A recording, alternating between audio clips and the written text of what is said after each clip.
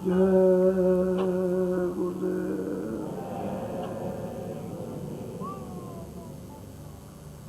जय गुरुदेव नाम किसका। जय गुरुदेव नाम किसका। नाम अपने चलो भाई,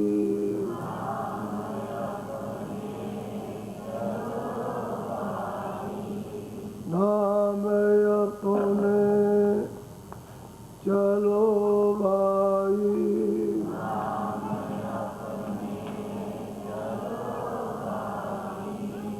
पराए देश क्यों रहना,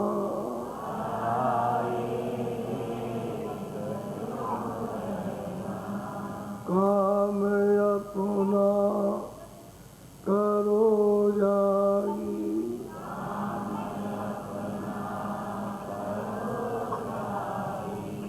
पराए काम नहीं पढ़ना,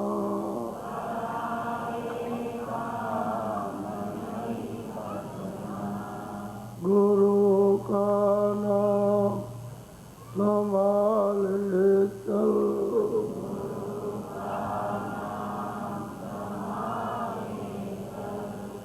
यही है दाम गठबंधना,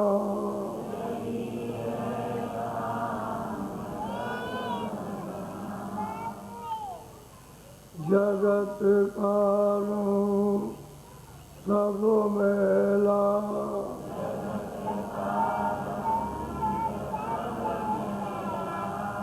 दुलाले मान यह कहना,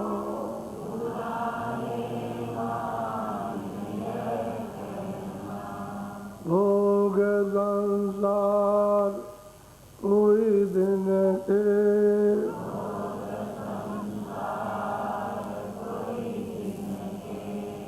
सहज में त्याग के चलना,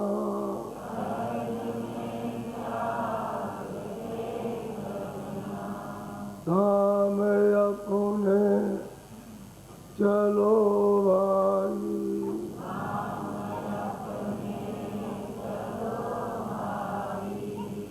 पराए देश नहीं रहना,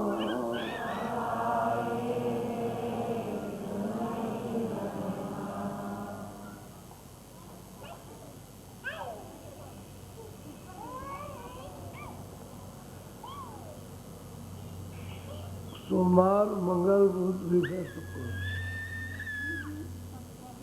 ये दिन साधना के, एक वक्त साधन और एक वक्त सत्संग साधन, 8 दिन साधन का है। इन बच्चों को चुप करो। 8 दिन साधन का। मैं इसलिए बैठ गया था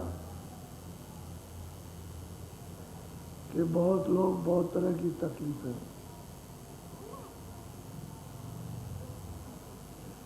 सुनाते रहते हैं और रोते रहते हैं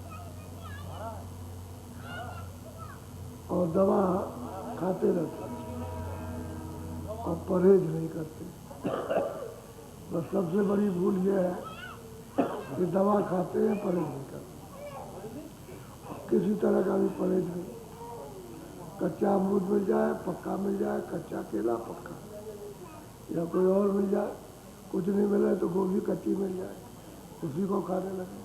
मूली मिल जाए तो मूली को ही, ना सुबह देखते हैं, ना दोपहर ना शाम, कि किस वक्त मूली फायदा करेगी, वही मूली किस वक्त नुकसान करेगी, वो नहीं मालूम। जो मिल जाए तो सब आप अब इसमें दवा कुछ भी खाओ तो फायदा नहीं करती।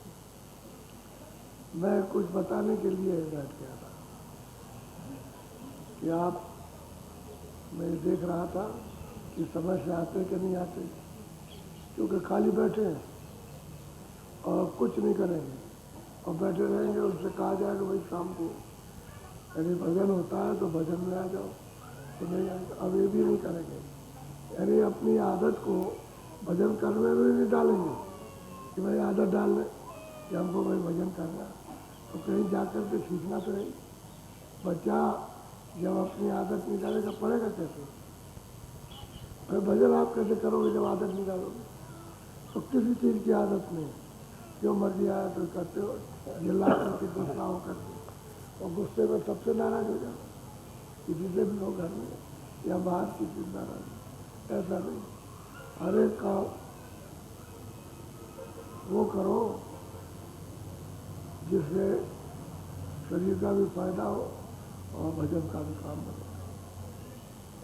तो भजन तो जीवात्मा के लिए है, और शरीर के लिए तो दुख लगे हुए हैं। आखिर रोता कौन है? वो जीवात्मा रोती है, उसके साथ में मन है, तो मन का ऊपरता है ये शरीर, तो वो भी रोता है उसी के कारण, और वो भी रोती है, दोनों रोते हैं। तो शरीर ठीक हो जाए तो कम से कम उस शरीर से तो मन को आराम मिले। नहीं जीवात्मा बेचारी वो बिलखती, विलाप करती, कहती है भाई तुम शरीर को जिसमें हम रहते हैं उसको ठीक नहीं लगती, वो मन से रोती रहती, और मन की आदत पड़ गई तो फिर मन मानता नहीं है, अब वही काम करता है जिससे रोग हो जाए, और फिर चिल्लाए। अब वो चिल्लाए तो उस पर व्याधि। तो असल में बात यह है कि थोड़ा परहेज करो। अभी 14 तारीख से गन्ना बटेगा, तो गन्ने में आपको कैसे खाना, एक तो यह है कि धूप निकल आए सुबह, तो गन्ना लेके धूप में बैठ जाओ,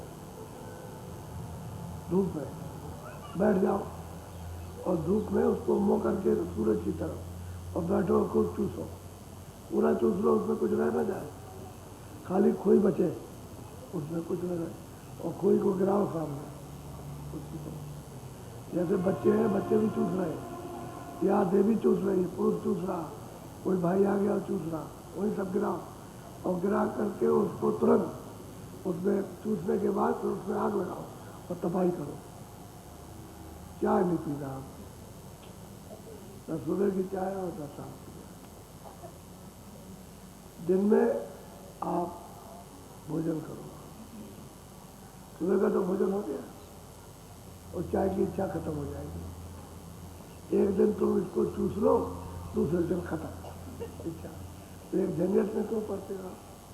उससे भी बड़ा नुकसान होता है, और तुमको मालूम नहीं ये बात, इसलिए तुम उसको चूसो। और जब खाना खा लो उसके बाद फिर चुसाई करो। जब खाना खा लिया, आधा घंटा पौन घंटा हो गया, फिर जुटो, धूप में बैठ करके इधर को मुँह करो और खूब अच्छी तरह से चूसो, और चूस करके फिर शाम को 4:30 बजे सत्संग में बैठो।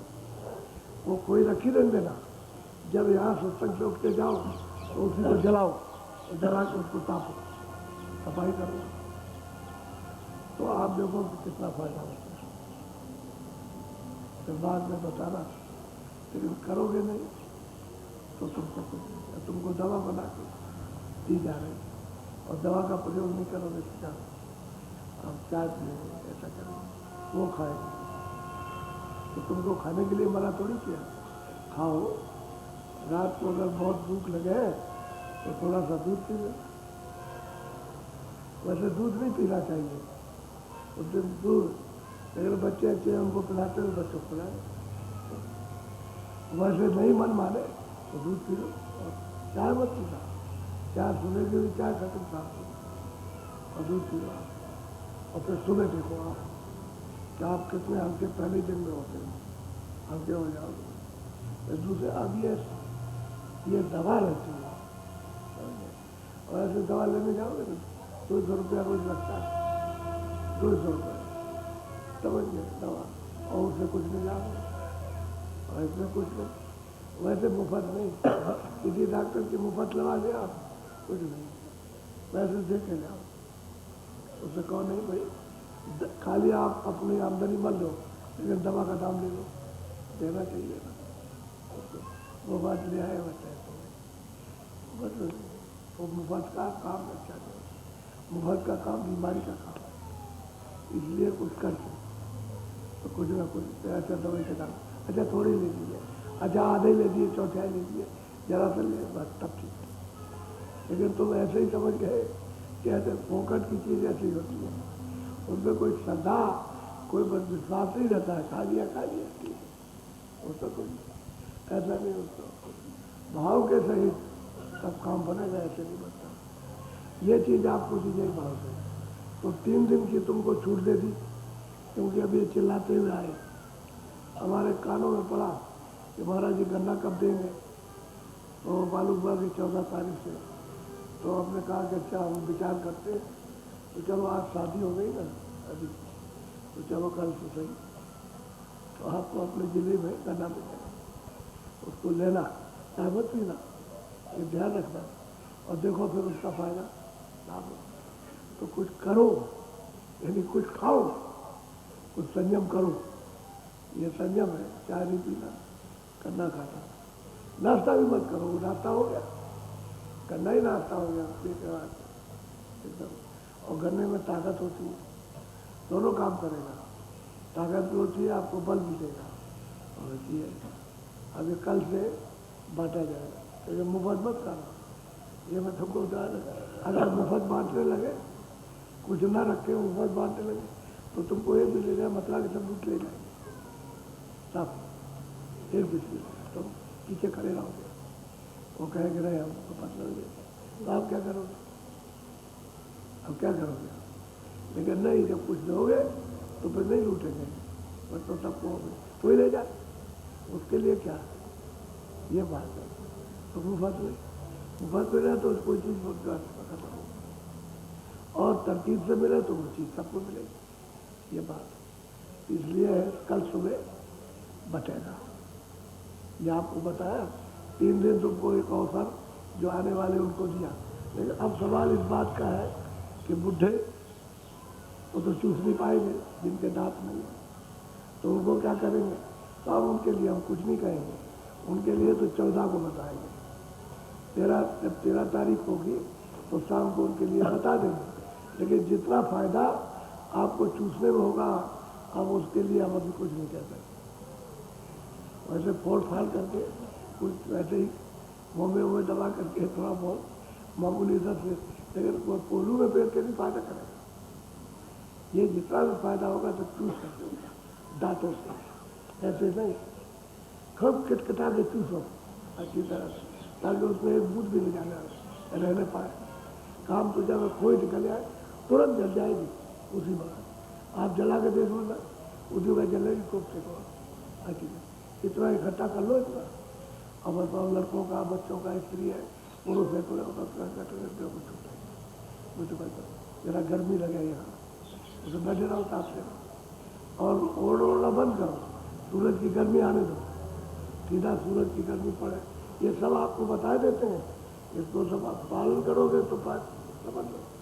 फिर मैं पूछूंगा आपको, बोलिए अब कैसा, तरकीब से काम करो, ये अपना दवा। बाकी मेरे पास तो कोई पुड़िया रहती नहीं, तो डॉक्टर के पास जाओ, वो देखेगा, दे देगा, हाँ फायदा उसमें भी होता है, लेकिन पूछ के जाओगे तब, ऐसे जाओगे ले लोगे तो कुछ नहीं हो जाए और आपको काम जाए। लेकिन जब कह दिया जाएगा नहीं जाओ तो कुछ लाभ होता है, और जैसा बताया जाए उसको। तो मैं तो इसको बताने के लिए बैठ गया था, यानी ये तो कल से आपको सुबह मिलेगा। अब है भजन, क्योंकि आए तो इसलिए और भजन के लिए, ये भजन करें, सत्संग सुने, सत्संग के बाद कुछ सेवा हो तो कर ले, और नहीं सेवा हो तो भाई, अब कोई दिन भर तो सेवा नहीं, तो भाई शाम सुबह रात इतनी बड़ी है, तो रात को कोई मतलब दिया, अब थोड़ी बहुत सेवा हो जाती है, वो भी है कि तुम्हारे लाभ के फायदे के लिए, उसमें भी फायदा होता।